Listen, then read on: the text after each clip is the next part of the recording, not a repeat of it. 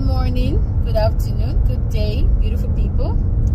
In this video, I want to discuss with us about when you hear that your workplace, maybe the authorities, the HR, tells you that nobody wants to work. The moment you hear that phrase, nobody wants to work, my dear, run. Trust me, run. Because they're going to say the same thing about you.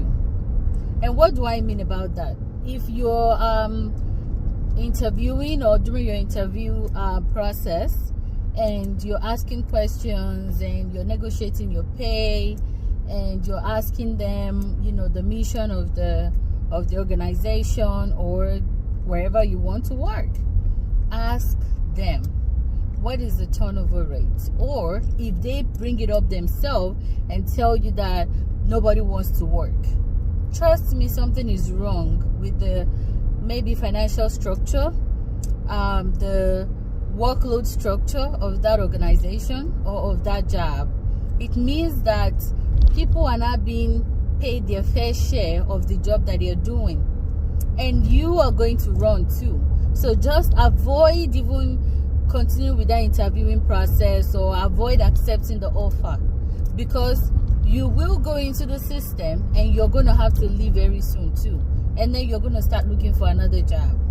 So this has happened to me before in the past, where if you guys don't know, I'm a nurse, interviewed with a nursing home, and during my interviewing process I was still naive to the whole American system, the workplace or how working works in the American system. So, and I could remember the DON at that time was telling me nobody wants to work, and in my mind I still had all the energy and I was thinking, what do you mean nobody wants to work?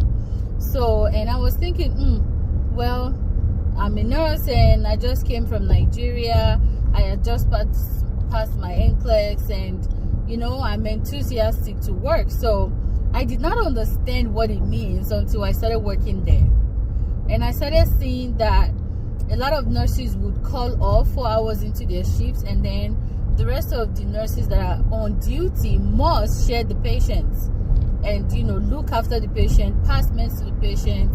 And just imagine that you have a fall. If you have a fall, of course, you're going to be there 2-3 hours after you're done with your shift in the morning, because I used to do night shifts.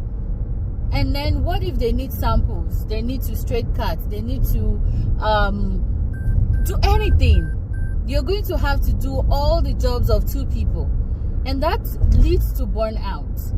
You're going to get tired. Every time I have to go to work at that time, I dread going to work. I would be so tired. I lost all my enthusiasm of going to work. So this is just to remind us that when you are having that interview or when you're going through the interviewing process, we need to watch out for what these people are saying. The HR department is saying, the director of nursing is saying, the administrator is saying, wherever you want to work.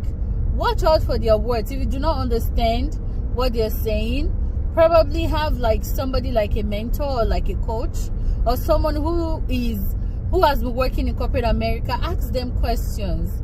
Even though I asked a lot of questions before even going for my first ever interview or my first ever job searching process, I asked a lot of questions from people who have been working as nurses. I had to ask them, what do you think I should start with? Do I start with home health? Should I start with the hospital? Should I start with the nursing home, assisted living? And trust me, I'm going to make videos on that to know or to teach people who are in the same shoe at this time on how to start, putting their legs in the water when it comes to starting to work as a nurse, especially if you came from Nigeria and you've probably worked in Nigeria or you probably schooled in Nigeria and you don't know how the American system works. I hope I've been able to give you 1 or 2 information in this video. Thank you for watching.